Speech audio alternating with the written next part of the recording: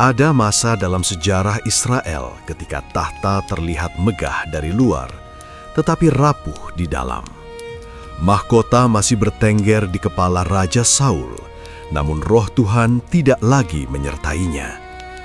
Di istana, suara musik dan perayaan masih terdengar, tetapi di hadapan Allah, kerajaan itu telah kehilangan arah. Israel memiliki raja yang tinggi dan gagah, dipilih rakyat karena penampilan, tetapi hatinya tidak lagi tunduk sepenuhnya kepada Tuhan. Segalanya bermula dari ketaatan yang setengah-setengah. Saul pernah berdiri sebagai harapan bangsa. Ia diurapi, dipilih, dan diperlengkapi Tuhan. Namun seiring waktu, ketakutan akan manusia mulai menggantikan rasa takut akan Allah. Ia mempersembahkan korban tanpa menunggu Samuel. Ia menahan yang seharusnya dimusnahkan karena ingin menyenangkan rakyat. Dan di saat itulah firman Tuhan datang dengan tegas, dingin, dan tak dapat ditawar. Engkau telah menolak firman Tuhan, maka Tuhan pun telah menolak engkau sebagai raja. Kata-kata itu tidak langsung menjatuhkan Saul dari tahta, tetapi sejak saat itu, mahkota itu kosong secara rohani. Israel masih melihat seorang raja, tetapi sorga telah memilih yang lain. Samuel, nabi tua yang setia itu, menjauh dari istana dengan hati hancur. Ia telah mengurapi Saul dengan tangannya sendiri. Ia telah melihat air mata harapan bangsa. Kini, ia harus menerima kenyataan pahit bahwa raja yang diurapinya telah gagal. Malam-malam Samuel dipenuhi ratapan. Ia berdoa, ia menangis, dan ia meratapi Saul bukan hanya sebagai raja, tetapi sebagai manusia yang kehilangan perkenanan Tuhan. Namun Tuhan tidak berlama-lama dalam ratapan.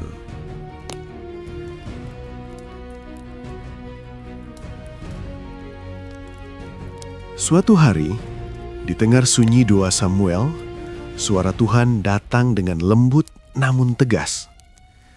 Berapa lama lagi engkau berduka cita karena Saul?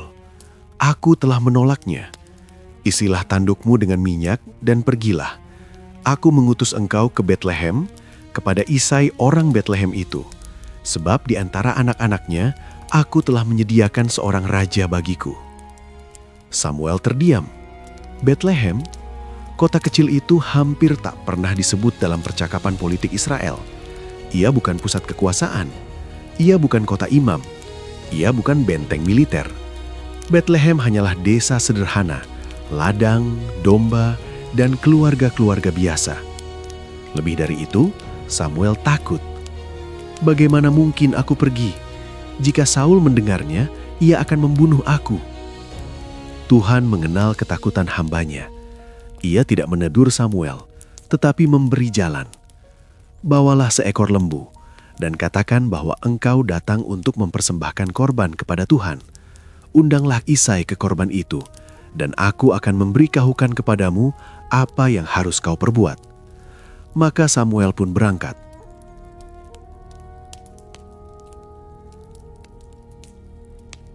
Langkah-langkahnya menuju Betlehem bukan langkah penuh sorak, melainkan langkah penuh beban. Rambutnya telah memutih oleh usia dan pengalaman. Jubahnya sederhana. Di tangannya, sebuah tanduk berisi minyak, tersembunyi namun syarat makna. Tidak ada yang tahu bahwa di dalam tanduk itu tersimpan perubahan sejarah Israel. Ketika Samuel tiba di Betlehem, para tua-tua kota keluar menemuinya dengan gemetar. "Apakah kedatanganmu membawa damai?" tanya mereka dengan hati-hati. Samuel mengangguk. "Damai. Aku datang untuk mempersembahkan korban kepada Tuhan. Kuduskanlah dirimu dan datanglah bersama aku." Berita itu sampai ke rumah Isai. Isai adalah orang biasa. Ia bukan nabi, bukan imam, bukan panglima. Ia petani dan peternak, ayah dari 8 anak laki-laki. Ketika mendengar bahwa Samuel mengundangnya, jantungnya berdegup kencang. Tidak setiap hari seorang nabi Tuhan datang ke rumah seseorang. Maka pagi itu, Isai memerintahkan anak-anaknya bersiap. Mereka mandi, mengenakan pakaian terbaik yang mereka miliki. Rambut disisir rapi, tubuh tegap berdiri berbaris di hadapan nabi tua itu. Satu persatu mereka melangkah maju. Yang pertama adalah Eliab, tinggi, tegap, bahunya lebar, tatapannya percaya diri. Ketika ia berdiri di hadapan Samuel, hati nabi itu bergetar. Dalam diam Samuel berpikir, sungguh, di hadapan Tuhan ada orang yang diurapinya. Namun sebelum minyak itu bergerak, suara Tuhan berbisik di dalam hati Samuel. Jangan pandang parasnya atau perawakannya yang tinggi, sebab aku telah menolaknya. Bukan yang dilihat manusia yang dilihat Allah. Manusia melihat apa yang di depan mata, tetapi Tuhan melihat hati. Samuel menarik nafas panjang. Bukan dia, katanya pelan. Isai sedikit terkejut, tetapi ia memanggil anak kedua, lalu anak ketiga, keempat, kelima, keenam, ketujuh. Satu persatu berdiri di hadapan Samuel, satu persatu dilewati, hingga ruangan itu menjadi sunyi. 7 anak telah lewat, tanduk minyak masih tertutup. Samuel menatap Isai dengan dahi berkerut. Apakah semua anakmu sudah datang? Isai ragu sejenak, lalu ia berkata seolah-olah menyebut sesuatu yang tak penting. Masih tinggal yang bungsu, tetapi ia sedang mengembalakan domba. Yang bungsu, tidak dipanggil, tidak dipersiapkan, tidak dianggap perlu hadir. Samuel berdiri tegak. Suruhlah orang memanggilnya, sebab kita tidak akan duduk sebelum ia datang. Isai terkejut. Ia memberi isyarat kepada seorang pelayan. Pelayan itu berlari ke padang. Di kejauhan, di antara domba-domba dan rerumputan, seorang anak laki-laki duduk dengan kecapi sederhana di pangkuannya. Rambutnya kemerahan, wajahnya bersih, matanya jernih. Ia menyanyikan lagu bagi Tuhan, tanpa penonton, tanpa tepuk tangan. Hanya domba dan langit yang menjadi saksi. Ketika pelayan itu memanggilnya, ia bangkit tanpa bertanya banyak. Ia tidak tahu apa yang menantinya. Ia tidak tahu bahwa hidupnya akan berubah selamanya. Anak itu bernama Daud. Ia melangkah masuk ke rumah ayahnya, masih membawa aroma padang rumput. Kakak-kakaknya menoleh dengan tatapan heran. Mengapa ia dipanggil? Ini urusan orang dewasa, ini urusan nabi. Namun saat Daud berdiri di tengah ruangan, sesuatu berubah. Samuel merasakan getaran yang berbeda. Bukan kegagahan fisik, bukan usia, bukan pengalaman. Ada sesuatu di dalam hati anak ini yang dikenali surga. Dan Tuhan berfirman, "Bangkitlah, urapilah dia, sebab inilah dia." Samuel tidak ragu lagi. Ia membuka tanduk minyak itu. Aroma minyak memenuhi ruangan. Di hadapan ayahnya, di hadapan kakak-kakaknya yang terdiam, di hadapan seorang anak gembala yang tidak mengerti apa yang sedang terjadi. Samuel menuangkan minyak ke atas kepala Daud. Minyak itu mengalir perlahan. Bukan sekadar minyak, tetapi simbol pemilihan ilahi. Dan sejak hari itu, Roh Tuhan berkuasa atas Daud dengan kuat. Tidak ada sorak-sorai, tidak ada mahkota, tidak ada tahta, hanya minyak dan rahasia. Daud kembali ke padang. Saul masih duduk di istana, tetapi surga telah memindahkan harapan Israel. Seorang anak gembala telah diurapi menjadi raja, dan kisah besar itu baru saja dimulai.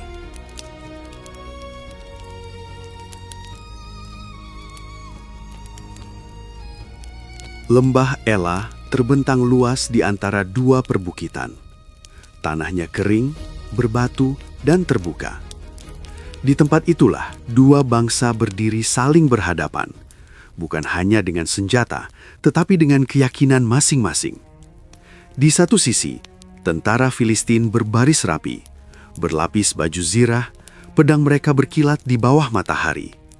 Di sisi lain, tentara Israel berdiri dengan langkah ragu, perisai mereka terangkat setengah hati, mata mereka dipenuhi ketakutan yang tak terucap. Sudah 40 hari lamanya suasana itu bertahan. 40 pagi dan 40 petang, seorang pria raksasa keluar dari perkemahan Filistin. Langkahnya mengguncang tanah, tubuhnya menjulang, kepalanya dilindungi helm perunggu, dadanya tertutup baju zirah yang beratnya seperti beban yang tak terangkat oleh manusia biasa. Tombaknya panjang dan besar, mata tombaknya berkilau seperti alat pembunuh yang tak pernah gagal. Namanya Goliat. Ketika ia berdiri di tengah lembah, suaranya menggelegar, menantang, mengejek dan merendahkan. Pilihlah seorang dari antara kamu untuk melawan aku. Jika ia sanggup mengalahkan aku, kami akan menjadi hambamu. Tetapi jika aku mengalahkannya, kamulah yang akan menjadi hamba kami. Setiap kata itu menghantam hati Israel. Tidak ada yang bergerak, tidak ada yang maju. Raja Saul sendiri yang pernah berdiri paling tinggi di antara bangsanya, kini berdiri paling depan dalam ketakutan. Pedangnya tergantung di pinggang, tetapi keberaniannya terbenam di balik bayang-bayang raksasa itu. Israel memiliki pasukan, mereka memiliki pedang, mereka memiliki raja.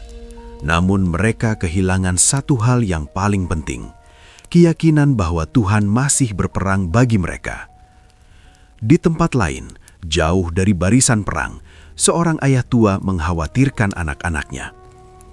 Isai memandang ke arah ladang dengan hati gelisah. 3 anak sulungnya telah bergabung dengan pasukan Saul. Hari demi hari berlalu tanpa kabar. Maka suatu pagi, ia memanggil anak bungsunya, Daud. Pergilah ke perkemahan, bawalah gandum sangrai dan roti ini untuk kakak-kakakmu, dan lihatlah apakah mereka selamat. Daud mengangguk. Ia bangun pagi-pagi, menyerahkan dombanya kepada seorang penjaga, lalu berangkat. Di tangannya bukan pedang atau tombak, melainkan bekal makanan. Ia tidak pergi sebagai prajurit, melainkan sebagai pelayan. Namun langkah-langkah kecil itu sedang menuju sejarah. Ketika Daud mendekati perkemahan, ia mendengar sorak dan teriakan. Ia melihat barisan tentara Israel keluar menyambut tantangan pagi itu. Lalu dari kejauhan, ia melihat sosok yang membuat semua orang terdiam. Goliat kembali maju. Daud berhenti. Ia memperhatikan. Ia mendengarkan. Setiap ejekan Filistin itu menusuk telinganya. Bukan karena takut, tetapi karena marah yang kudus. Siapakah orang yang tak bersunat ini? Gumam Daud. Sehingga ia berani mencela barisan Allah yang hidup. Kata-katanya terdengar oleh beberapa prajurit. Mereka menoleh heran. Anak siapa ini? Mengapa ia berbicara seperti itu? Daud bertanya-tanya, apa yang akan dilakukan kepada orang yang mengalahkan orang Filistin itu? Jawaban mereka bukan tentang kehormatan Tuhan, melainkan tentang hadiah, kekayaan, anak perempuan raja, bebas pajak. Eliab, kakak sulung Daud, mendengar pembicaraan itu. Wajahnya mengeras. Ia menegur Daud dengan suara tajam. Mengapa engkau datang ke sini? Dan kepada siapa engkau tinggalkan domba-domba itu? Aku tahu keangkuhan hatimu. Engkau datang hanya untuk melihat peperangan. Daud terkejut. Ia tidak membalas dengan marah. Ia hanya berkata pelan, "Bukankah ada alasan?" Namun kata-kata itu tidak berhenti di situ. Pembicaraan Daud tersebar, hingga akhirnya sampai ke telinga Raja Saul. Daud dibawa menghadap raja. Di hadapan Saul, Daud tampak kecil. Raja itu mengenakan baju zirah. Daud hanya mengenakan pakaian gembala. Namun suara Daud mantap. Janganlah seseorang menjadi tawar hati karena dia. Hambamu ini akan pergi melawan orang Filistin itu. Saul menatapnya lama. Engkau tidak sanggup. Engkau masih muda. Ia prajurit sejak masa mudanya. Namun Daud tidak berbicara tentang kekuatannya sendiri. Ia berbicara tentang pengalamannya bersama Tuhan. Hambamu ini pernah mengembalakan domba ayahnya. Jika datang singa atau beruang dan menerkam seekor domba, aku mengejarnya, memukulnya, dan melepaskan domba itu dari mulutnya. Tuhan yang melepaskan aku dari cakar singa dan beruang, Ia juga akan melepaskan aku dari tangan orang Filistin itu." Saul terdiam. Akhirnya ia berkata, "Pergilah, Tuhan menyertai engkau." Saul memakaikan baju zirahnya kepada Daud. Helm perunggu dipasangkan di kepalanya. Pedang diikatkan di pinggangnya. Daud mencoba berjalan, tetapi langkahnya kaku. Beban itu bukan miliknya. Ia berhenti. "Aku tidak terbiasa dengan ini." Daud menanggalkan semuanya. Ia berjalan ke sungai. Ia memungut 5 batu licin. Ia memasukkannya ke dalam kantong gembalanya. Di tangannya hanya sebuah ketapel. Itulah senjata yang dibawanya. Ketika Daud melangkah ke lembah, Goliat melihatnya dan tertawa. "Apakah aku ini anjing sehingga engkau mendatangi aku dengan tongkat?" Ia mengutuki Daud demi Allah-Allahnya. Namun Daud tidak mundur. Ia tidak mengejek. Ia tidak gemetar. Ia berseru dengan suara yang lebih keras daripada ketakutan Israel. "Engkau mendatangi aku dengan pedang dan tombak, tetapi aku mendatangi engkau dengan nama Tuhan semesta alam, Allah barisan Israel yang kau cela." Kata-kata itu bergema di lembah. "Hari ini Tuhan akan menyerahkan engkau ke dalam tanganku, supaya seluruh bumi tahu bahwa Israel mempunyai Allah." Goliat maju. Tanah bergetar. Daud berlari. Ia mengayunkan ketapelnya. Batu itu melesat, bukan karena kekuatan tangan Daud semata, tetapi karena iman yang mengarahkannya. Batu itu menghantam dahi Goliat. Satu batu. Raksasa itu terhuyung, lalu jatuh tersungkur. Tanah yang berguncang kini sunyi. Daud berlari, menghunus pedang Goliat dan menghabisi dia. Sesaat, dunia seperti berhenti berputar. Lalu sorak-sorai pecah dari pihak Israel. Ketakutan berubah menjadi keberanian. Mereka mengejar Filistin yang lari tunggang langgang. Hari itu, lembah Elah menyaksikan satu kebenaran yang tak akan pernah dilupakan Israel. Bukan ukuran tubuh yang menentukan kemenangan, tetapi siapa yang berdiri di pihak Tuhan.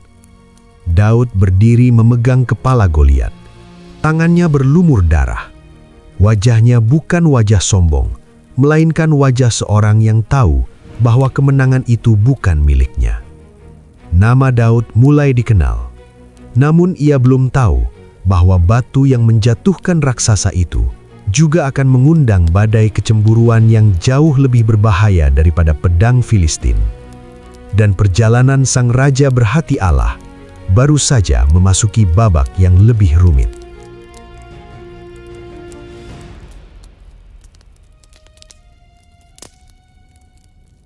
Hari kemenangan itu tidak segera berakhir di lembah Elah. Debu peperangan masih menggantung di udara ketika pasukan Israel kembali dengan sorak-sorai. Pedang diangkat tinggi, teriakan kemenangan menggema dari bukit ke bukit. Namun di balik sorak itu, sesuatu yang tak terlihat sedang tumbuh perlahan. Sesuatu yang jauh lebih berbahaya daripada raksasa Filistin. Daud berjalan di antara prajurit-prajurit yang bersuka cita, masih mengenakan pakaian sederhana, dengan ketapel tergantung di pinggangnya. Ia tidak mencari pujian, ia tidak meninggikan dirinya. Kepalanya tertunduk, seolah ia sendiri belum sepenuhnya memahami apa yang baru saja terjadi. Ia tahu satu hal dengan pasti, Tuhan telah bertindak, dan itu sudah cukup baginya. Ketika Daud dibawa kembali ke hadapan Raja Saul, suasana di istana berbeda dari sebelumnya. Mata orang-orang tertuju kepadanya. Bisik-bisik terdengar di lorong-lorong. Anak gembala itu kini bukan lagi orang asing. Ia adalah pemuda yang mengalahkan raksasa. Nama Daud mulai hidup di lidah banyak orang. Saul duduk di tahtanya, memandang Daud dengan tatapan panjang.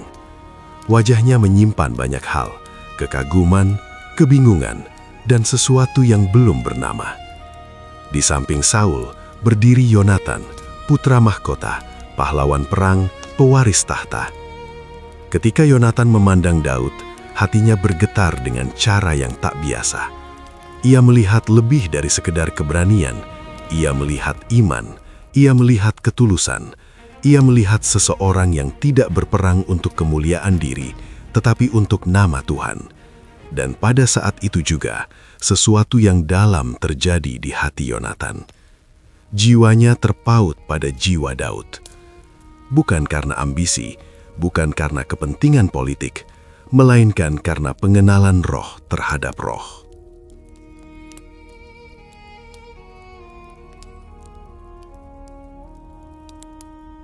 Yonatan mendekat, membuka jubah kebesarannya, dan meletakkannya di atas bahu Daud. Pedangnya, busurnya, ikat pinggangnya, simbol seorang pangeran, diberikannya kepada anak gembala itu. Itu bukan tindakan sembarangan, itu adalah perjanjian. Aku mengikat perjanjian denganmu, seolah hatinya berkata, karena aku melihat Tuhan bersamamu. Sejak hari itu, Daud tinggal di istana. Saul menempatkannya sebagai panglima atas pasukan-pasukan tertentu. Kemanapun Daud pergi, ia berhasil. Setiap tugas yang dipercayakan kepadanya dijalani dengan hikmat dan rendah hati. Tuhan menyertainya, dan itu terlihat oleh semua orang. Rakyat mulai memperhatikannya, dan rakyat mulai bernyanyi. Ketika pasukan kembali dari medan perang, perempuan-perempuan Israel keluar menyambut dengan tarian dan rebana. Mereka bernyanyi dengan suara riang, lagu sederhana yang lahir dari kegembiraan hati. Saul mengalahkan beribu-ribu, tetapi Daud berlaksa-laksa. Lagu itu tidak dimaksudkan sebagai penghinaan. Namun bagi Saul, kata-kata itu menusuk lebih dalam daripada tombak manapun. Hari itu, sesuatu retak di hati Saul. Ia mendengar lagu itu bukan sebagai pujian kolektif, melainkan sebagai ancaman pribadi. Ia mendengar namanya disebut lebih rendah daripada Daud. Ia melihat sorot mata rakyat yang mulai berubah. Dan untuk pertama kalinya, Saul tidak lagi melihat Daud sebagai pelayan atau prajurit, melainkan bayangan yang perlahan menutupi tahtanya. Sejak hari itu, Saul memandang Daud dengan curiga. Roh Tuhan yang dahulu menyertainya kini telah pergi, dan roh jahat mulai mengusiknya. Dalam kegelisahan batinnya, Saul sering diliputi kemarahan tanpa sebab. Dalam saat-saat seperti itu, Daud dipanggil untuk memainkan kecapi. Nada-nada lembut mengalir dari jemarinya, membawa ketenangan yang tidak bisa diberikan oleh tabib manapun. Namun ketenangan itu hanya sementara. Suatu hari, ketika Daud sedang memainkan kecapi, Saul memegang tombaknya. Matanya gelap, dadanya naik turun. Dalam satu dorongan amarah, ia melemparkan tombak itu ke arah Daud. Aku akan memakukan dia ke dinding, pikirnya. Namun Daud mengelak, bukan sekali, melainkan 2 kali.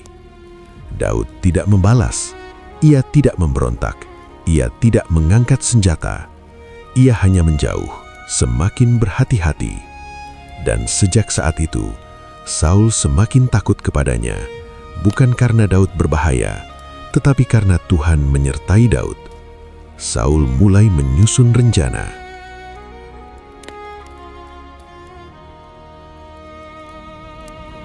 Ia tidak bisa membunuh Daud secara terang-terangan. Rakyat mengasihinya, Yonatan mencintainya. Maka Saul memilih cara licik, mengirim Daud ke medan perang paling berbahaya, berharap ia mati di tangan musuh. Namun setiap kali Daud pergi berperang, ia kembali dengan kemenangan. Saul menawarkan anak perempuannya sebagai istri, lalu menariknya kembali. Ia berharap Daud tersandung, namun Daud tetap rendah hati. Ketika akhirnya Daud menikahi Michal, putri Saul, cinta rakyat kepadanya justru semakin besar. Yang dimaksudkan Saul sebagai jerat, Tuhan ubah menjadi penguatan. Di tengah ketegangan itu, Yonatan berdiri di antara dua orang yang ia kasihi, ayahnya dan sahabatnya. Yonatan melihat perubahan pada Saul. Ia melihat kegelapan di mata ayahnya, dan ia tahu Daud berada dalam bahaya. Maka Yonatan berbicara kepada Saul, "Bukankah Daud telah setia kepadamu? Bukankah ia mempertaruhkan nyawanya demi Israel? Mengapa engkau hendak berdosa dengan membunuh orang yang tidak bersalah?" Saul terdiam. Untuk sesaat, suara kebenaran menembus kabut hatinya.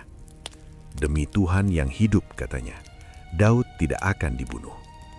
Yonatan membawa kabar itu kepada Daud. Untuk sementara, Daud kembali melayani di istana. Namun janji Saul tidak bertahan lama. Kecemburuan adalah api yang sulit dipadamkan. Ketika Daud kembali meraih kemenangan demi kemenangan, lagu-lagu itu terdengar lagi, dan api itu kembali menyala. Saul kembali melempar tombak. Kali ini, Daud tahu ia tidak bisa lagi tinggal. Malam itu, Michal memperingatkan Daud, "Jika engkau tidak melarikan diri malam ini, besok engkau akan mati." Ia menurunkan Daud dari jendela. Ia menipu para penjaga, dan Daud pun melarikan diri, meninggalkan istana yang pernah menjadi tempat pelayanannya. Sebelum jauh pergi, Daud bertemu Yonatan. Di padang sunyi, di balik batu-batu dan pepohonan, dua sahabat itu berpelukan. Tidak ada kata yang cukup untuk menggambarkan perpisahan mereka. Yonatan tahu Daud akan menjadi raja. Daud tahu Yonatan seharusnya yang mewarisi tahta. Namun tidak ada iri di antara mereka. "Apapun yang terjadi," kata Yonatan dengan suara bergetar, "ingatlah perjanjian kita. Tuhan ada di antara aku dan engkau." Daud menahan air mata. Ia tahu jalan di depannya bukan lagi jalan kemenangan, melainkan jalan pelarian, jalan sepi, jalan pengkhianatan, jalan yang panjang dan menyakitkan. Namun ia juga tahu satu hal, Tuhan yang mengurapinya di Betlehem tidak akan meninggalkannya di padang gurun. Saul kembali ke istana.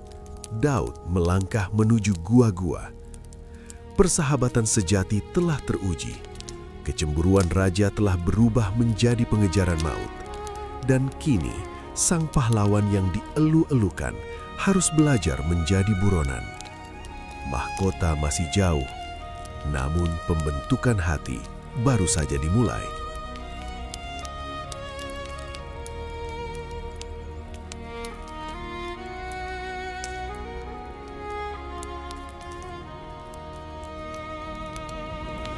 Malam menelan langkah Daud ketika ia meninggalkan istana. Tidak ada obor yang menerangi jalannya. Tidak ada pasukan yang mengawal. Tidak ada nyanyian kemenangan yang mengiringi. Hanya suara napasnya sendiri dan detak jantung yang berpacu. Orang yang pernah dielu-elukan kini berjalan sebagai buronan. Anak gembala yang diurapi raja kini harus bersembunyi agar tetap hidup. Daud tidak menuju tempat yang aman, ia menuju tempat yang sunyi. Langkah pertamanya membawanya ke Nob, kota para imam. Rumah Tuhan berdiri di sana, dan bagi Daud, tempat itu selalu menjadi simbol kehadiran Allah. Namun bahkan di sana, ia tidak datang sebagai pahlawan, melainkan sebagai orang yang terdesak.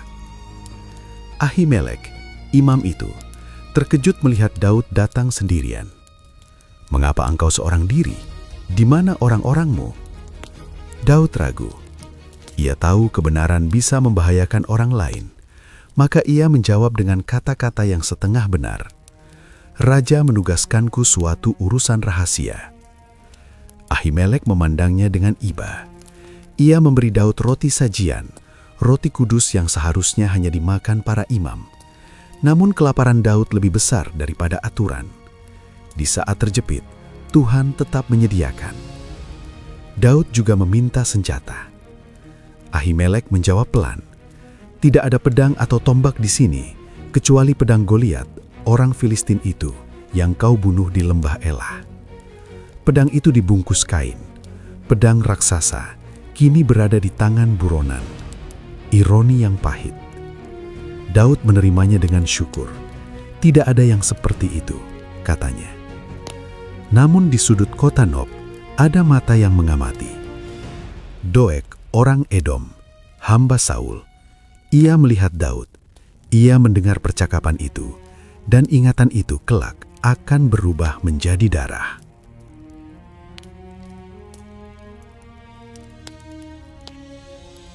Daud melanjutkan pelariannya ke tempat yang lebih aneh, ke Gat, kota Filistin, kota musuh, kota asal Goliat. Ia berharap tenggelam di antara orang asing. Namun, rencananya gagal. Para pelayan Raja Gat mengenalinya. "Bukankah ini Daud, raja negeri itu? Bukankah tentang dia orang bernyanyi?" Ketakutan menyergap Daud. Untuk pertama kalinya, ia tidak menghadapi musuh dengan iman yang tegak, melainkan dengan akal bertahan hidup. Ia berpura-pura gila. Air liur mengalir di janggutnya. Ia mencoret-coret pintu gerbang. Raja Gat mengusirnya. "Apakah aku kekurangan orang gila?" Daud lolos, bukan dengan pedang, bukan dengan ketapel, melainkan dengan kerendahan yang memalukan. Ia pergi ke Gua Adulam. Gua itu gelap, lembab, dan sunyi. Tidak ada kemegahan, tidak ada kehormatan. Hanya batu-batu dingin dan kesendirian. Di sanalah Daud duduk.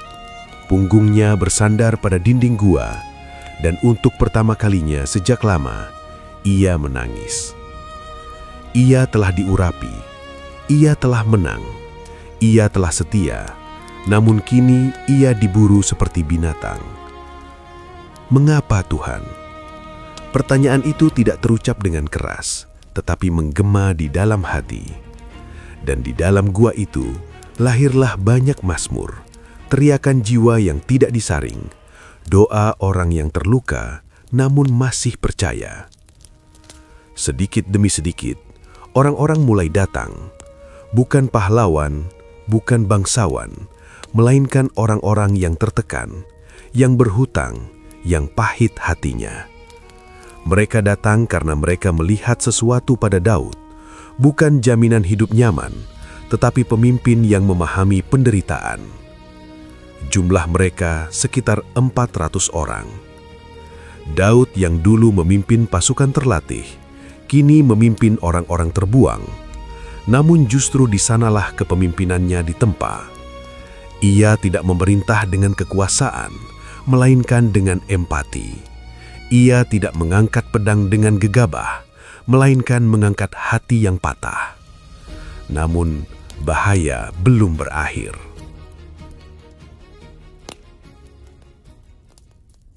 Saul mendengar bahwa Daud bersembunyi. Amarahnya menyala. Ia memanggil para pegawainya dan berkata dengan suara pahit, "Apakah anak Isai itu akan memberi kalian ladang dan kebun anggur?" Lalu Doeg maju. Ia melaporkan apa yang ia lihat di Nob. Saul murka. Ia memerintahkan para penjaga membunuh para imam Tuhan. Mereka menolak, maka Doeg melakukannya. 85 imam tewas. Kota Nob dibinasakan. Ketika kabar itu sampai kepada Daud, hatinya hancur. "Aku yang menyebabkan kematian mereka," katanya dengan suara bergetar. Rasa bersalah itu akan ia bawa seumur hidup. Mahkota yang dijanjikan Tuhan ternyata ditempa dengan darah dan air mata. Daud terus berpindah, dari padang gurun ke padang gurun, dari gua ke gua. Saul mengejarnya tanpa henti. 3.000 orang dipilih Saul untuk memburu satu orang yang tidak berniat melawannya. Di suatu hari, Saul masuk ke sebuah gua untuk buang hajat, tidak tahu bahwa Daud dan orang-orangnya bersembunyi di bagian terdalam gua itu. Gelap melindungi Daud, Saul tidak melihatnya. Orang-orang Daud berbisik, "Inilah harinya, Tuhan menyerahkan musuhmu ke tanganmu." Daud mendekat, jantungnya berdegup kencang. Satu tebasan bisa mengakhiri semuanya. Pelarian, ketakutan, penderitaan. Namun Daud hanya memotong punca jubah Saul. Dan bahkan tindakan kecil itu mengguncang hatinya. Ia menahan orang-orangnya. "Jangan aku mengulurkan tanganku kepada orang yang diurapi Tuhan." Ketika Saul keluar dari gua, Daud berseru dari kejauhan, menunjukkan potongan jubah itu. Suaranya tidak penuh kebencian, melainkan hormat dan kesedihan. Saul menangis. Untuk sesaat, hati raja itu luluh. "Engkau lebih benar daripadaku," katanya. Namun pertobatan Saul tidak bertahan lama. Waktu berlalu, kejadian serupa terulang. Saul tertidur di perkemahan. Tombaknya tertancap di tanah dekat kepalanya. Daud masuk tanpa terlihat. Abisai berbisik, "Sekarang, sekali saja." Daud menggeleng. Ia hanya mengambil tombak dan kendi air Saul. Sekali lagi, Daud memilih jalan yang lebih sulit. "Biarlah Tuhan yang membalas," katanya. Di padang gurun, Daud belajar bahwa menjadi raja bukan tentang merebut kekuasaan, tetapi tentang menjaga hati. Ia belajar bahwa janji Tuhan tidak perlu dipercepat dengan darah. Ia belajar menunggu. Setiap gua menjadi ruang doa, setiap pelarian menjadi pelajaran, setiap ketidakadilan menjadi ujian iman. Daud belum duduk di tahta, namun di padang gurun itu, Tuhan sedang membentuk raja yang berhatinya.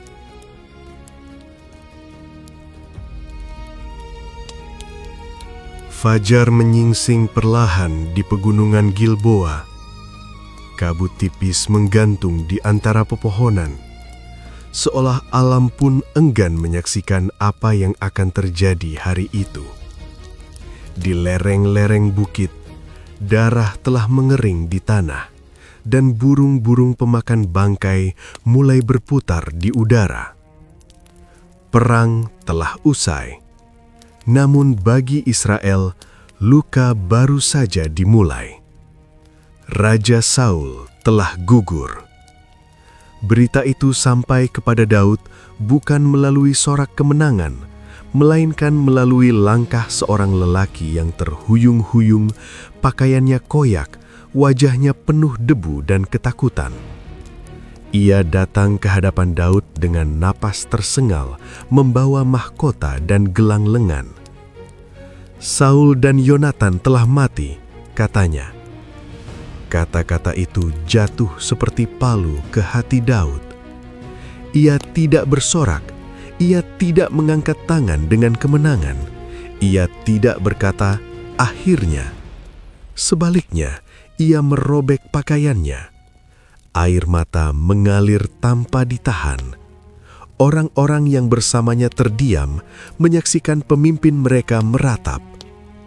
Yonatan telah mati, sahabat sejatinya, saudara jiwanya, orang yang mengasihinya tanpa iri, yang berdiri di antara dirinya dan tombak ayahnya sendiri. Dan Saul, raja yang mengejarnya, namun tetap ia hormati sebagai orang yang diurapi Tuhan. Hari itu, Daud menangis bukan sebagai pemenang, tetapi sebagai anak Israel yang kehilangan raja dan sahabat. Ia mengangkat suaranya dalam ratapan, bukan ratapan dendam, melainkan nyanyian duka yang jujur dan dalam. Keperkasaan Israel sudah gugur di bukit-bukitmu. Betapa gugurnya para pahlawan. Ia menyebut Yonatan dengan kasih yang tidak disembunyikan. "Kasihmu bagiku lebih ajaib daripada kasih perempuan." Itu bukan kelemahan, itu kekuatan hati yang bersih.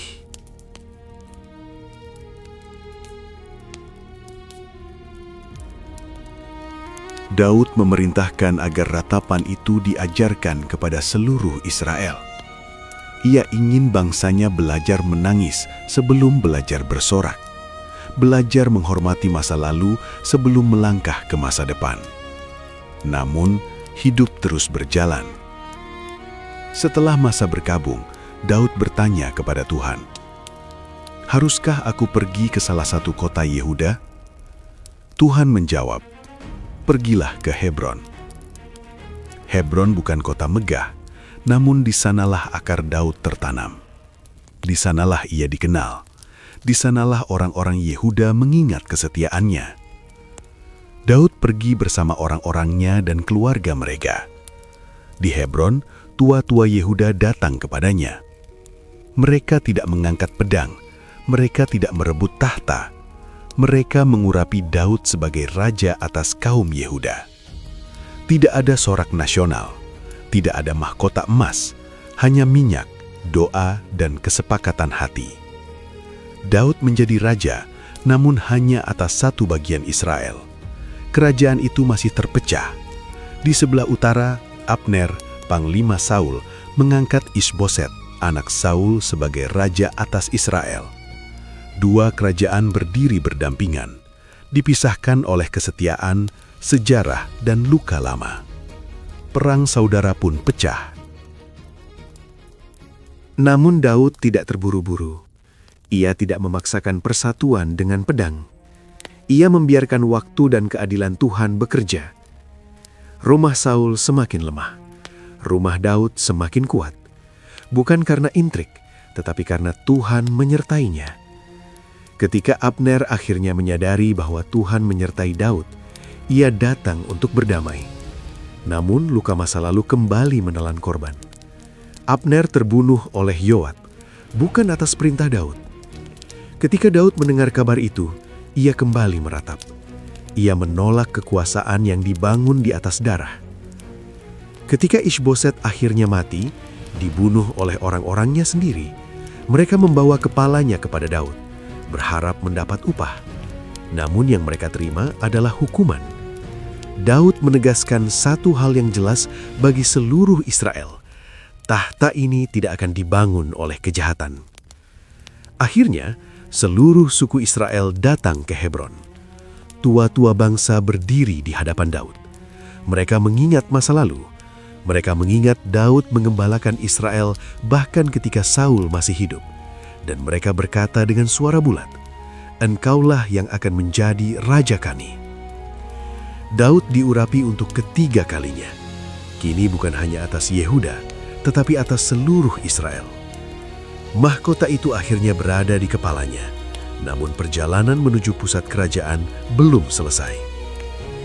Daud menatap sebuah benteng yang selama ini dianggap tak tertembus. Sion, kota orang Yebus, terletak strategis, dijaga dengan keyakinan bahwa tidak seorang pun dapat merebutnya. Bahkan orang buta dan timpang bisa menghalau engkau, ejek mereka. Namun Daud melihat lebih dari ejekan. Ia melihat masa depan. Dengan keberanian dan strategi, Daud dan orang-orangnya merebut benteng itu. Kota itu menjadi milik Israel, dan Daud menjadikannya ibu kota, Yerusalem. Kota damai, kota yang kelak menjadi pusat ibadah, pemerintahan, dan janji Tuhan. Daud membangun istananya di sana. Ia mengokohkan kerajaannya. Bangsa-bangsa di sekelilingnya mulai mengakui kekuasaannya. Musuh-musuh ditundukkan, perbatasan diperluas. Namun keberhasilan Daud bukan hanya militer. Ia tahu satu hal, kerajaan tanpa Tuhan hanyalah bangunan kosong. Daud mengingat tabut perjanjian, simbol kehadiran Allah yang lama terlupakan. Ia ingin membawanya ke Yerusalem. Ia ingin Tuhan menjadi pusat kerajaan, bukan hanya hiasan rohani. Namun niat baik pun bisa salah bila dilakukan dengan cara yang keliru. Ketika tabut itu diangkut di atas kereta baru, dengan sukacita dan musik, lembu itu tersandung. Uza mengulurkan tangannya menyentuh tabut. Seketika, ia mati. Sukacita berubah menjadi ketakutan. Daud gemetar. Ia marah. Ia bingung. Bagaimana mungkin Tuhan yang sama yang menyertainya kini bertindak begitu keras? Daud menghentikan perarakan. Tabut itu ditinggalkan di rumah Obed-Edom. Dan di sanalah Daud belajar bahwa kekudusan Tuhan tidak bisa diperlakukan sembarangan, bahkan oleh raja yang diurapi. 3 bulan berlalu, rumah Obed-Edom diberkati. Daud mengerti. Ia memperbaiki caranya. Ia memanggil para imam dan orang Lewi. Kali ini tabut diangkat sesuai firman Tuhan. Dan kali ini Daud menari. Bukan tarian raja, bukan tarian penuh wibawa, melainkan tarian seorang hamba yang bersukacita di hadapan Allah. Pakaiannya sederhana, hatinya terbuka. Seluruh Israel bersorak, namun tidak semua bersukacita. Mikal, istri Daud, putri Saul, memandang dari jendela. Ia melihat Daud menari tanpa menjaga kehormatan raja. Ia menegurnya dengan dingin. Namun Daud menjawab dengan tegas namun jujur, "Aku menari di hadapan Tuhan yang memilih aku."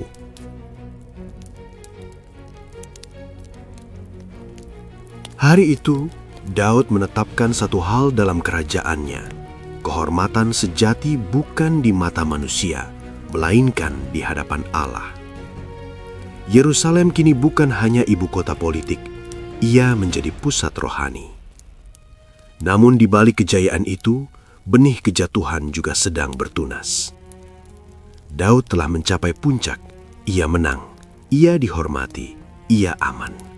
Dan justru di sanalah bahaya terbesar menanti. Mahkota telah dikenakan. Namun peperangan terbesar Daud belum dimulai. Bukan melawan musuh di luar, tetapi melawan dirinya sendiri.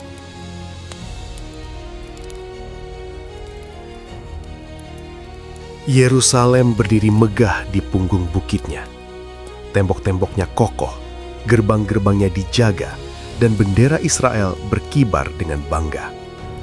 Daud telah mencapai apa yang dulu hanya bisa ia doakan di gua-gua gelap padang gurun. Ia kini duduk di istana dari kayu aras, dikelilingi keamanan, dihormati oleh bangsanya, dan ditakuti oleh musuh-musuhnya. Namun di tengah kenyamanan itu, hati Daud tidak tenang. Suatu malam, ketika angin Yerusalem berhembus lembut dan pelita-pelita istana menyala redup, Daud berjalan pelan di haula rumahnya. Langkahnya bergema di lantai batu. Ia berhenti, memandang sekeliling, lalu menghela nafas panjang. "Aku tinggal dalam rumah dari kayu aras," katanya pelan, seolah berbicara kepada dirinya sendiri. Sedangkan tabut Allah tinggal di dalam kemah. Itu bukan keluhan, itu kegelisahan rohani. Tabut perjanjian, simbol kehadiran Allah, telah lama terabaikan. Selama bertahun-tahun, bangsa Israel sibuk dengan perang, perebutan kekuasaan, dan ketakutan. Tabut itu tersimpan jauh, seolah Tuhan hanya tamu yang boleh dikunjungi sesekali, bukan raja yang memerintah. Daud tidak menginginkan kerajaan yang megah tanpa Tuhan di pusatnya. Maka ia memanggil Nabi Natan.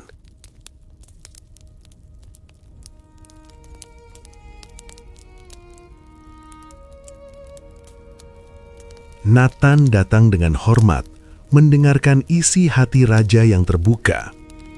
Daud berbicara dengan jujur, tanpa kepura-puraan. "Lihatlah," katanya, "aku ingin membangun rumah bagi Tuhan.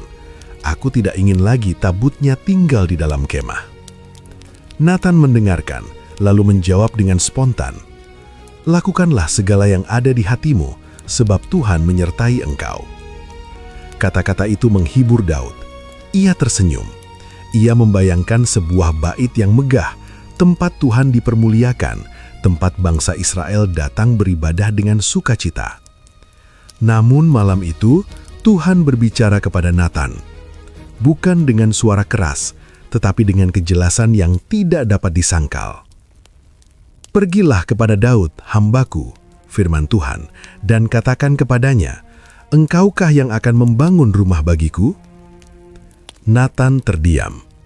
Tuhan melanjutkan, bukan dengan penolakan yang dingin, tetapi dengan pengingat yang penuh kasih. Aku telah mengambil engkau dari padang pengembalaan, dari belakang kawanan domba, untuk menjadi raja atas umatku Israel. Aku telah menyertai engkau kemanapun engkau pergi. Aku telah mengalahkan semua musuhmu, dan aku akan membuat namamu besar. Daud ingin membangun rumah bagi Tuhan, namun Tuhan ingin melakukan sesuatu yang jauh lebih besar. Keesokan harinya, Nathan kembali menghadap Daud. Wajahnya serius, tetapi tidak menekan. Ia menyampaikan firman Tuhan dengan setia, tanpa menambah atau mengurangi. Tuhan berfirman, bukan engkau yang akan membangun rumah baginya. Daud terdiam. Mungkin ada sedikit kekecewaan, mungkin ada tanya di dalam hatinya, namun ia tidak membantah. Ia mendengarkan. Tetapi Tuhan akan membangun rumah bagimu. Kata-kata itu menggantung di udara. Apabila umurmu sudah genap dan engkau telah mendapat perhentian bersama nenek moyangmu, aku akan membangkitkan keturunanmu yang akan keluar dari tubuhmu sendiri, dan aku akan mengokohkan kerajaannya. Ia akan membangun rumah bagi namaku, dan aku akan mengokohkan tahta kerajaannya untuk selama-lamanya. Itulah perjanjian Daud, janji yang melampaui waktu, janji yang tidak hanya berbicara tentang Salomo, tetapi tentang garis keturunan yang akan membawa terang bagi dunia, janji tentang kerajaan yang tidak akan berakhir. Daud tersungkur.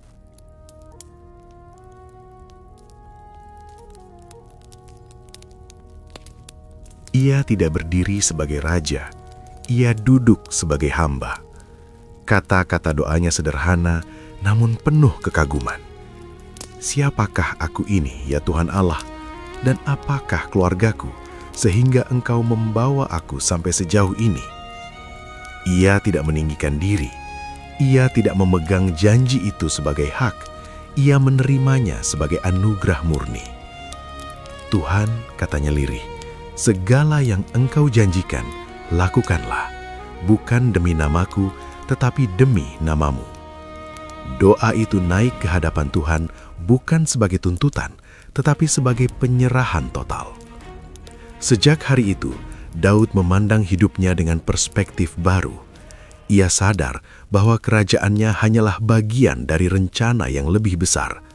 Ia hanyalah mata rantai dalam kisah panjang karya Allah. Namun kerohanian Daud bukan hanya soal janji masa depan. Ia hidup dengan relasi yang nyata dengan Tuhan hari demi hari. Setiap pagi sebelum suara kota ramai, Daud menyendiri. Ia menulis mazmur, ia berdoa, ia menyanyikan pujian. Tidak semua nyanyiannya lahir dari sukacita, banyak yang lahir dari pergumulan. Ya Tuhan, Engkau menyelidiki aku dan mengenal aku. Kata-kata itu bukan teori, itu pengalaman. Daud tahu apa artinya jatuh bangun dalam iman.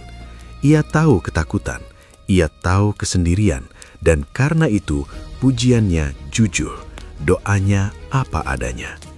Ia tidak menyembunyikan air mata di hadapan Tuhan.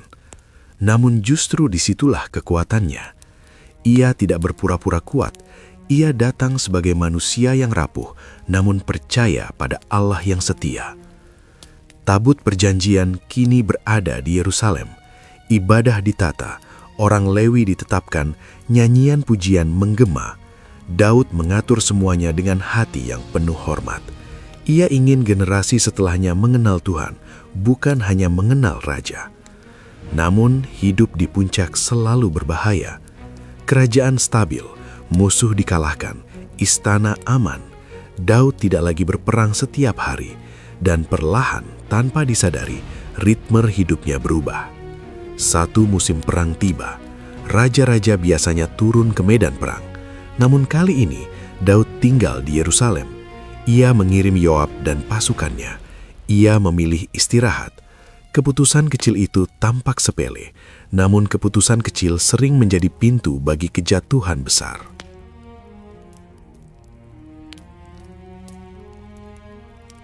Pada suatu sore, Daud bangkit dari tempat tidurnya dan berjalan di atas sotoh istana. Matahari hampir terbenam. Cahaya senja menyinari atap-atap kota. Dari tempat tinggi itu, Daud melihat sesuatu yang seharusnya ia alihkan pandangannya. Seorang perempuan sedang mandi. Pandangan itu berhenti terlalu lama. Hati Daud yang dahulu begitu peka, kini mulai lengah. Bukan karena ia berhenti mengasihi Tuhan, tetapi karena ia berhenti berjaga. Dan dari satu pandangan, sebuah rangkaian peristiwa akan terpicu. Peristiwa yang akan mengguncang rumahnya, kerajaannya, dan hatinya sendiri. Daud telah menerima janji kekal. Namun, sebelum kisah itu mencapai kemuliaannya, ia harus melewati lembah paling gelap dalam hidupnya. Dan di sanalah, di atas atap istana itu, awal kejatuhan besar sedang menunggu.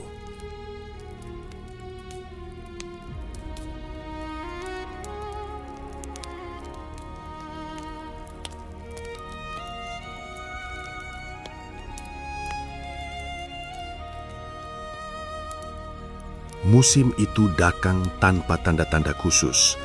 Tidak ada badai, tidak ada peperangan besar yang menggetarkan negeri. Yerusalem berada dalam keadaan aman. Pintu-pintu gerbang dijaga. Musuh-musuh telah dipukul mundur. Kerajaan berdiri teguh. Justru di masa aman itulah bahaya paling sunyi mendekat. Pada waktu raja-raja biasanya pergi berperang, Daud tinggal di Yerusalem. Yoab dan pasukan Israel telah dikirim untuk mengepung kota musuh. Trompet perang ditiup jauh dari istana. Debu medan tempur tidak menempel di jubah raja. Daud memilih tinggal. Ia beristirahat. Keputusan itu tampak kecil, namun hidup sering berubah bukan oleh keputusan besar, melainkan oleh keputusan kecil yang tidak dijaga. Suatu sore, Daud bangun dari tempat tidurnya. Matahari telah condong ke barat. Angin sore mengalir pelan di atas kota. Daud berjalan di atas sotoh istana, tempat yang lebih tinggi dari rumah-rumah lain. Dari sana, pandangannya bebas menjangkau atap-atap Yerusalem. Dan di sanalah matanya berhenti. Di sebuah rumah, seorang perempuan sedang mandi. Air mengalir di kulitnya, cahaya senja memantul lembut. Pemandangan itu tertangkap mata Daud dan seharusnya dilepaskan. Namun pandangan itu bertahan terlalu lama. 1 detik yang tidak dijaga. Hati Daud yang pernah begitu peka terhadap suara Tuhan, kini berhadapan dengan bisikan lain. Bukan bisikan keras, bukan ajakan terbuka, hanya dorongan halus yang berkata, "Tidak apa-apa." Daud bertanya, menyelidiki. Ia ingin tahu siapa perempuan itu. Jawaban datang cepat dan jelas, dan seharusnya cukup untuk menghentikannya. Bukankah dia Batsheba, istri Uria orang Het itu? Istri, seorang prajurit setia yang sedang berperang demi raja dan bangsa. Namun pada titik ini, dosa jarang berhenti oleh kebenaran. Jika tidak dihentikan, ia mencari jalan. Daud mengutus orang menjemput Batsheba. Malam itu, di balik tembok istana, raja yang pernah menulis mazmur tentang kekudusan, kini melangkah melewati batas yang ia tahu salah. Tidak ada teriakan, tidak ada perlawanan yang tercatat, hanya kesunyian yang menelan sebuah keputusan fatal.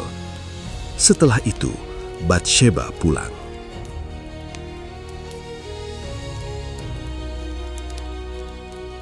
Daud kembali menjalani hari-harinya seolah tidak terjadi apa-apa.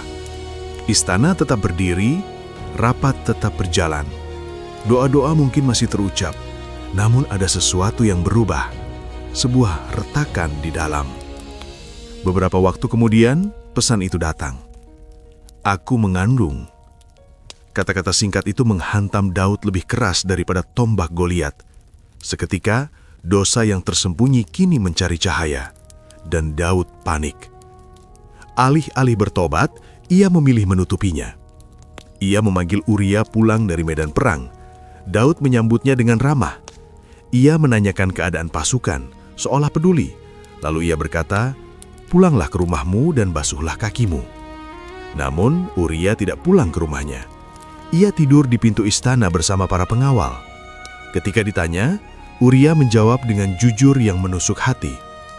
Tabut dan Israel dan Yehuda tinggal dalam kemah. Tuanku Yoab dan para hamba tuanku berkemah di padang. Masakah aku pulang untuk makan, minum, dan tidur dengan istriku? Kesetiaan Uria menjadi cermin yang memantulkan keburukan Daud. Daud mencoba lagi. Ia mengundang Uria makan dan minum hingga mabuk.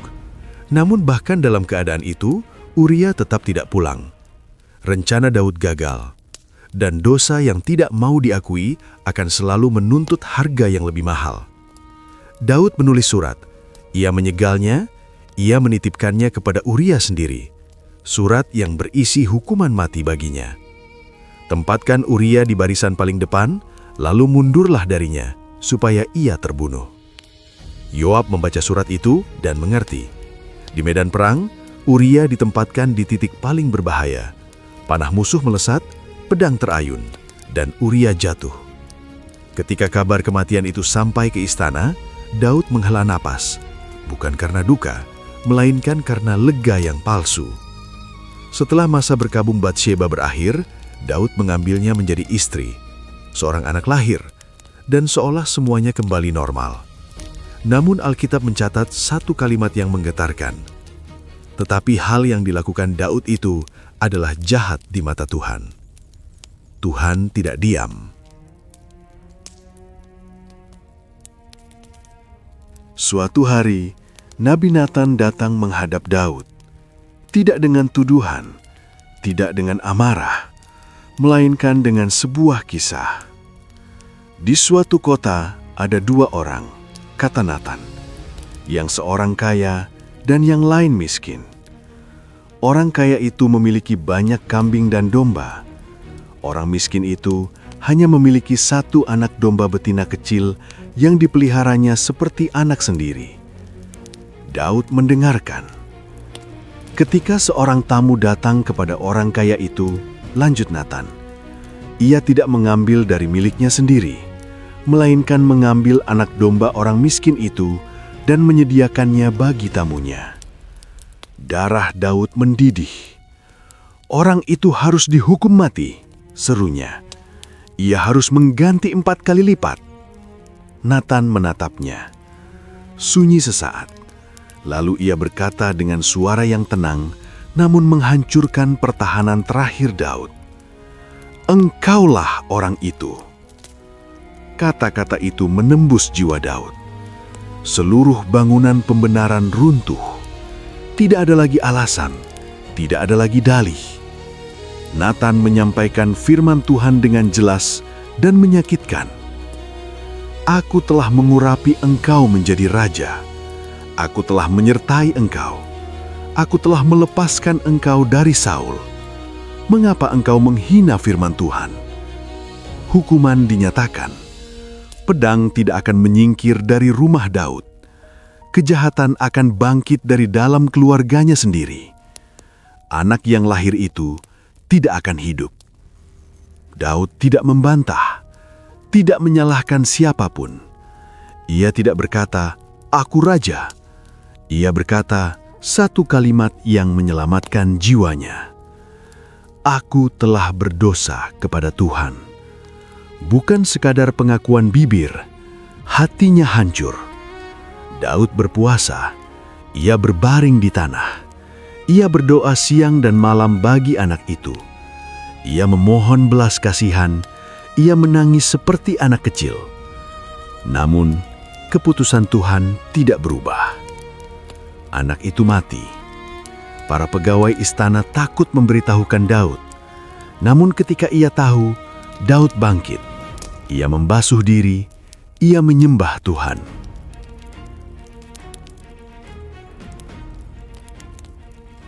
Orang-orang heran.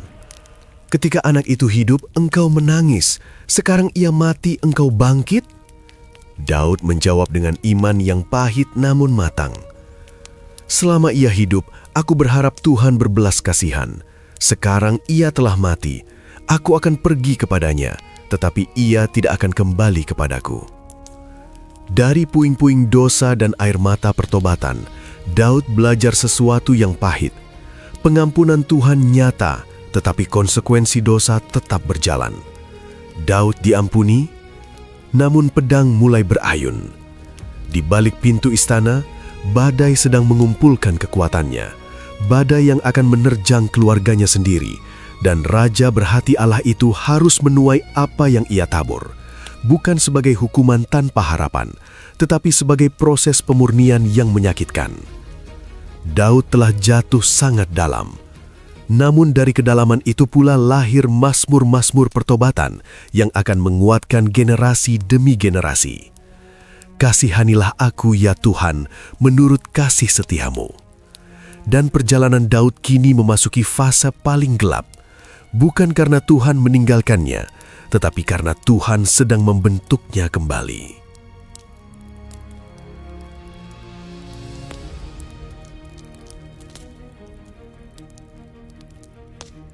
Istana Yerusalem kembali sunyi setelah badai dosa berlalu. Daud telah bertobat, ia telah diampuni. Doa-doanya kembali naik ke hadapan Tuhan dengan hati yang remuk dan rendah. Namun, pengampunan tidak berarti penghapusan akibat. Firman Tuhan telah diucapkan, pedang tidak akan menyingkir dari rumahnya. Dan pedang itu tidak datang dari luar, ia datang dari dalam.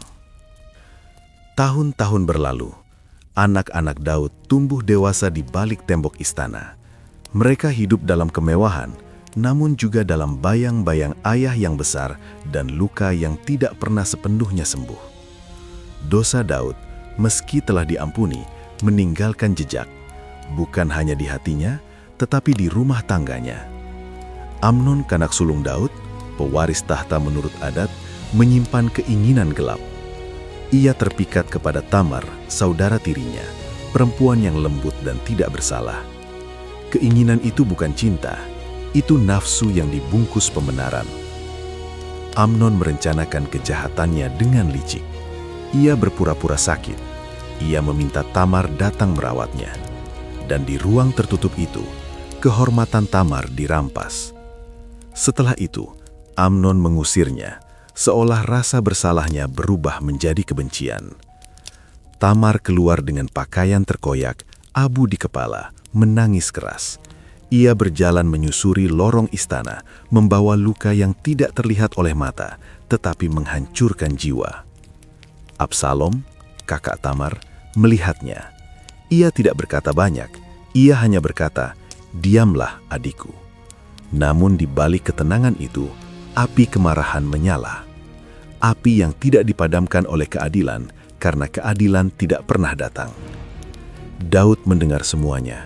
Ia marah, namun ia tidak bertindak. Entah karena rasa bersalah masa lalunya, entah karena kelemahan sebagai ayah, entah karena ketakutan menghadapi konsekuensi, Daud membiarkan dosa itu berlalu tanpa hukuman, dan pembiaran itu menjadi pupuk bagi pemberontakan. 2 tahun kemudian, Absalom bertindak. Ia mengundang Amnon ke pesta pencukuran domba. Anggur mengalir, suasana tampak damai. Namun di tengah perayaan itu, Absalom memberi isyarat. Amnon dibunuh. Darah kembali menodai keluarga Daud. Absalom melarikan diri ke negeri asing. 3 tahun ia hidup dalam pengasingan.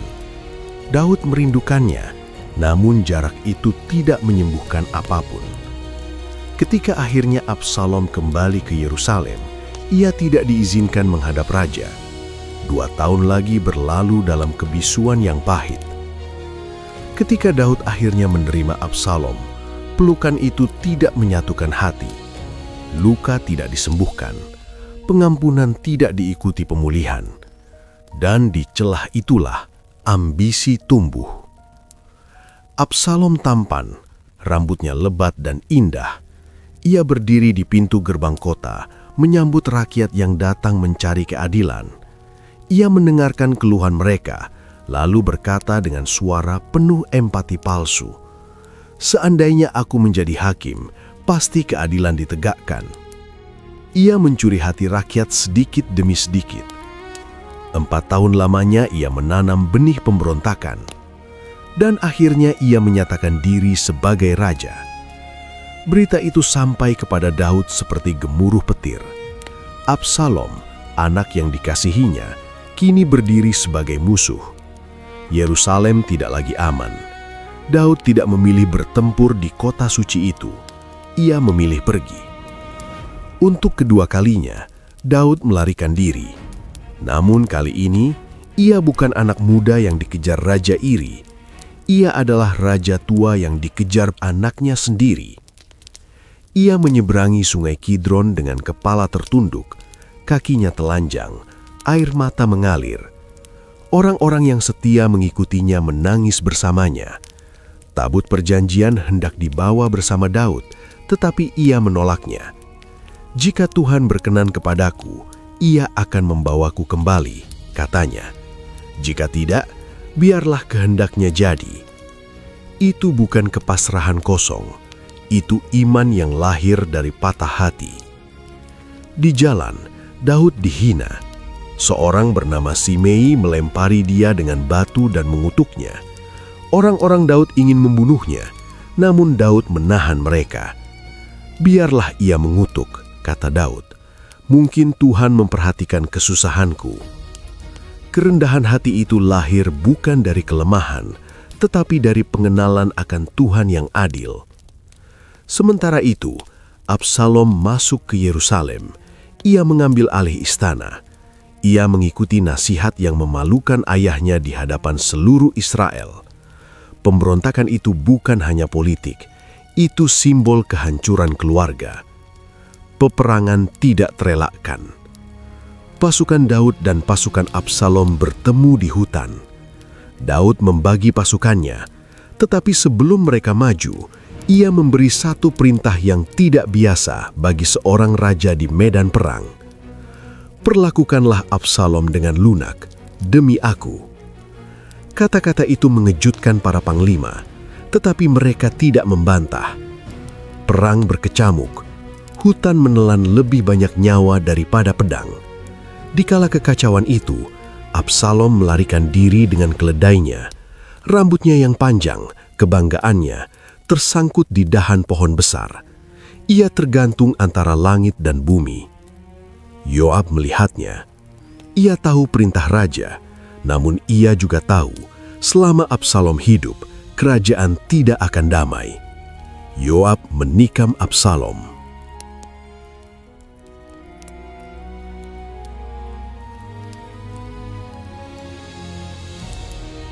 Ketika kabar itu sampai kepada Daud, kemenangan berubah menjadi ratapan terdalam dalam hidupnya.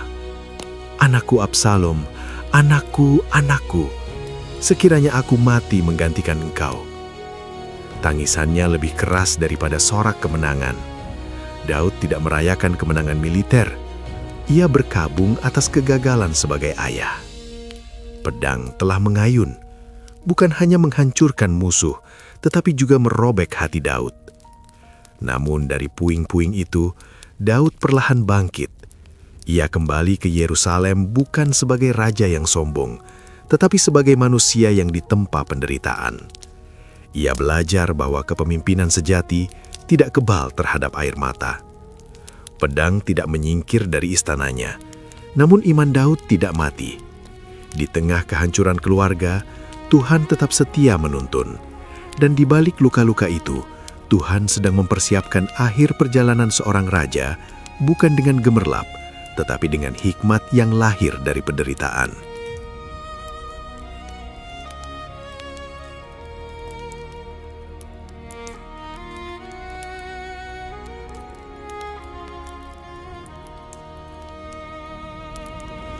Waktu tidak pernah berhenti, bahkan bagi raja yang besar. Tahun-tahun berlalu, dan Daud yang dahulu berlari di padang pengembalaan, kini berjalan lebih pelan di lorong-lorong istana. Rambutnya memutih, tubuhnya melemah. Api yang dulu menyala di matanya kini digantikan oleh sorot kebijaksanaan yang tenang, namun juga oleh bayangan penyesalan yang tak sepenuhnya pudar. Yerusalem masih berdiri megah. Musuh-musuh besar telah ditundukkan. Namun Daud tahu, peperangan terberat dalam hidupnya bukan lagi di medan perang, melainkan di dalam dirinya sendiri dan di dalam rumahnya. Suatu hari pada masa tuanya, Daud melakukan sebuah kesalahan yang lahir bukan dari nafsu, melainkan dari keangkuhan yang halus. Ia memerintahkan Yoab untuk menghitung jumlah rakyat Israel, bukan untuk bersyukur, bukan untuk melayani, tetapi untuk mengetahui kekuatannya sendiri. Yoab ragu. "Tuanku," katanya dengan hati-hati, "kiranya Tuhan melipat gandakan rakyat ini 100 kali lipat. Tetapi mengapa tuanku menghendaki hal ini?" Namun Daud bersikeras. Dan ketika sensus itu selesai, hati Daud bergetar. Ia sadar bahwa ia telah berdosa, bukan kepada manusia, tetapi kepada Tuhan. Ia telah memandang jumlah pasukan lebih daripada penyertaan Allah. "Aku telah berbuat sangat bodoh," katanya dengan suara lirih. Tuhan mengirimkan Nabi Gad.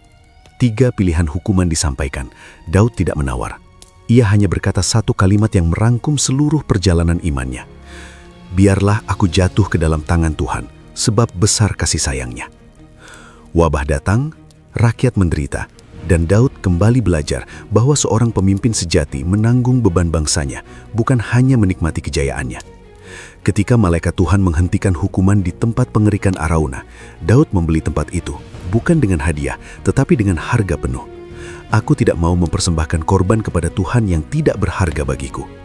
Di tempat itulah, kelak bait suci akan berdiri. Meskipun Tuhan telah menyatakan bahwa Daud tidak akan membangun rumah baginya, hati Daud tetap menyala bagi rencana itu. Jika ia tidak diizinkan membangun, maka ia akan mempersiapkan.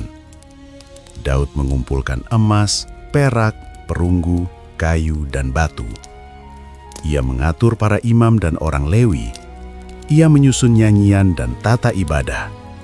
Ia melakukan semuanya bukan sebagai raja yang mencari warisan nama, tetapi sebagai ayah yang ingin meninggalkan fondasi yang benar. Namun badai belum sepenuhnya reda. Ketika tubuh Daud semakin lemah dan istana diliputi ketidakpastian, seorang anaknya bangkit dengan ambisi. Adonia, anak yang tampan dan percaya diri, menyatakan diri sebagai raja tanpa persetujuan Daud. Ia mengadakan perjamuan, ia mengumpulkan pengikut, ia bergerak cepat, memanfaatkan kelemahan ayahnya.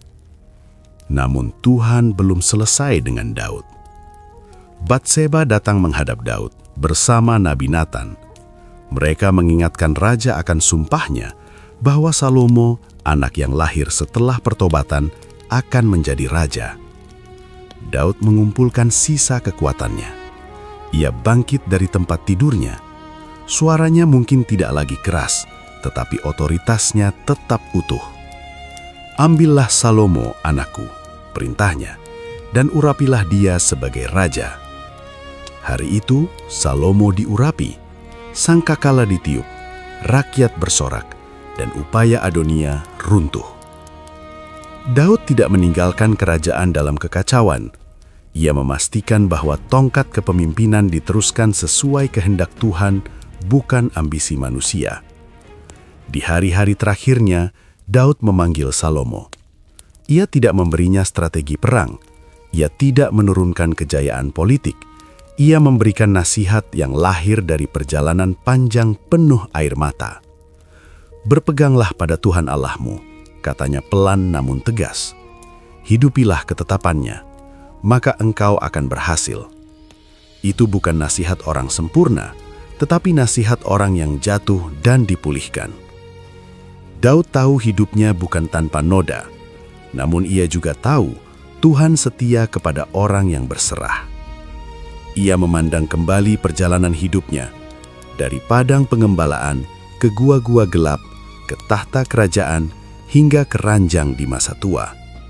Ia melihat kasih Tuhan yang tidak pernah melepaskannya, bahkan ketika ia sendiri hampir melepaskan Tuhan. Kini napasnya mulai teratur dan dangkal. Tubuhnya lelah, namun jiwanya damai. Daud telah menyiapkan segalanya, bukan hanya bagi kerajaan, tetapi bagi generasi setelahnya. Ia tahu waktunya hampir selesai, namun kisahnya belum berakhir. Karena apa yang Tuhan janjikan kepadanya akan terus hidup melalui anaknya, melalui bait yang akan dibangun, dan melalui garis keturunan yang kelak membawa terang bagi seluruh dunia. Dan di ambang kematian itu, Daud bersandar bukan pada kejayaannya, melainkan pada janji Tuhan yang setia.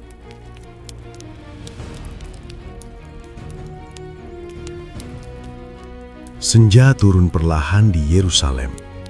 Cahaya matahari menyelinap di antara tembok-tembok kota, memantul lembut pada batu-batu yang telah menyaksikan begitu banyak kisah, kemenangan dan kekalahan, pujian dan ratapan, iman dan kegagalan.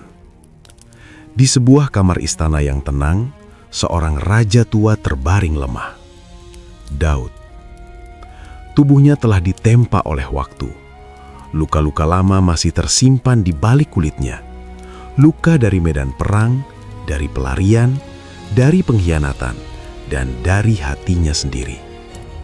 Namun yang paling terasa bukanlah rasa sakit fisik, melainkan kelelahan panjang seorang manusia yang telah berjalan jauh bersama Tuhan.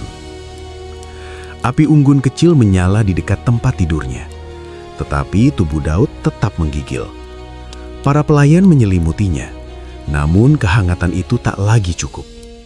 Bukan hanya tubuhnya yang melemah, hidupnya sedang sampai di garis akhir.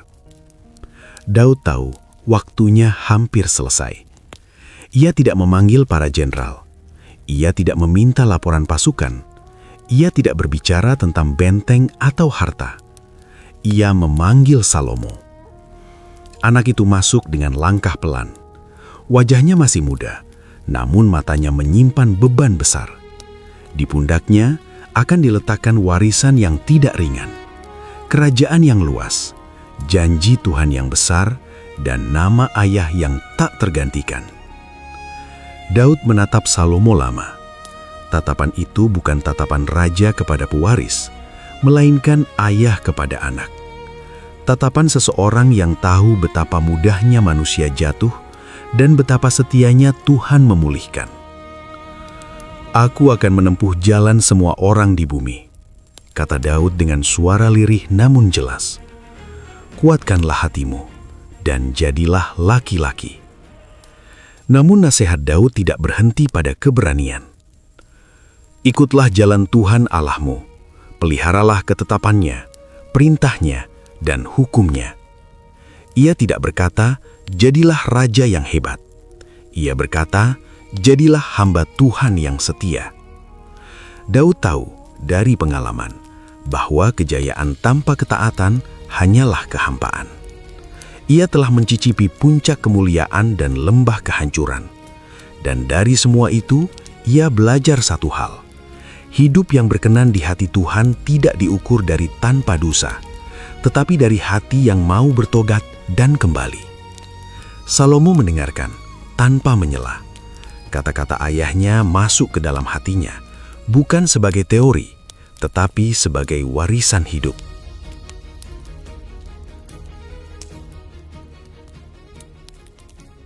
Setelah itu, Daud memejamkan mata sejenak.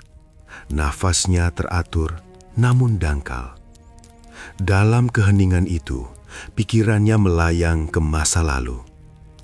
Ia teringat hari-hari di padang pengembalaan, ketika tangannya masih kasar oleh pekerjaan, ketika langit malam menjadi atap doanya, ketika ia menyanyikan pujian hanya ditemani domba-domba. Ia teringat gua-gua gelap tempat ia bersembunyi, menulis mazmur dengan air mata, bertanya mengapa, namun tetap percaya. Ia teringat Goliat yang roboh oleh satu batu. Ia teringat Yonatan, sahabat sejati yang dikasihinya. Ia teringat Saul, raja yang mengejarnya, namun juga pernah ia hormati. Ia teringat Batsheba, Uria, dan malam-malam penuh penyesalan yang membentuk mazmur pertobatan. Semua itu terjalin dalam satu kisah panjang. Kisah tentang seorang manusia biasa yang dipilih Allah bukan karena kesempurnaan, tetapi karena hatinya. Daud bukan raja tanpa noda. Ia jatuh dengan keras. Ia gagal sebagai ayah. Ia berdosa dengan berat. Namun ia tidak mengeraskan hati. Setiap kali ia jatuh, ia kembali. Setiap kali ia ditegur, ia merendahkan diri. Dan itulah yang membuatnya berbeda. Ia dikenal bukan sebagai raja tanpa dosa, tetapi sebagai raja yang berhati Allah. Hari-hari terakhir Daud berlalu dengan tenang. Ia tidak lagi memimpin rapat. Ia tidak lagi duduk di tahta. Namun pengaruhnya tetap hidup dalam ibadah yang telah ia tata, dalam mazmur-mazmur yang akan dinyanyikan generasi demi generasi, dan dalam fondasi bait suci yang telah ia persiapkan, meski tidak ia bangun sendiri. Akhirnya, pada suatu pagi yang hening, Daud menghembuskan nafas terakhirnya. Tidak ada trompet perang, tidak ada sorak kemenangan, hanya keheningan yang penuh makna. Daud wafat setelah memerintah 40 tahun, 7 tahun di Hebron, dan 33 tahun di Yerusalem. Ia dimakamkan dengan hormat, rakyat berkabung, namun lebih dari itu, mereka mengingat. Mereka mengingat seorang raja yang menari di hadapan Tuhan tanpa malu. Mereka mengingat seorang pemimpin yang menangis ketika menang. Mereka mengingat seorang ayah yang patah hati, namun tidak meninggalkan iman. Dan di balik semua itu, Tuhan mengingat janjinya. Dari garis keturunan Daud, kelak akan lahir raja yang lebih besar. Bukan raja dengan pedang, tetapi raja dengan salib. Bukan raja yang memerintah dengan kekuatan, tetapi dengan kasih. Janji yang disampaikan di kamar sederhana melalui Nabi Natan kini berjalan melintasi abad demi abad menuju penggenapannya. Daud telah selesai berlari, namun kisahnya tidak berakhir. Mazmur-mazmurnya masih dibaca oleh orang-orang yang terluka. Doa-doanya masih menjadi bahasa bagi jiwa-jiwa yang remuk. Kisah hidupnya masih mengajarkan bahwa Tuhan setia, bahkan ketika manusia tidak. Dan dari hidup Daud, satu pesan bergema hingga hari ini. Tuhan tidak mencari manusia yang sempurna. Ia mencari hati yang mau dibentuk. Ia mencari jiwa yang mau kembali ketika jatuh. Jika Daud, seorang gembala, buruan, raja, pendosa, dan penyembah dapat dipakai Tuhan untuk rencana kekalnya, maka tidak ada hidup yang terlalu rusak untuk dipulihkan. Garis finish telah dilewati, dan Daud, sang pahlawan berhati Allah, kini beristirahat, bukan karena ia sempurna, tetapi karena ia percaya kepada Tuhan yang sempurna.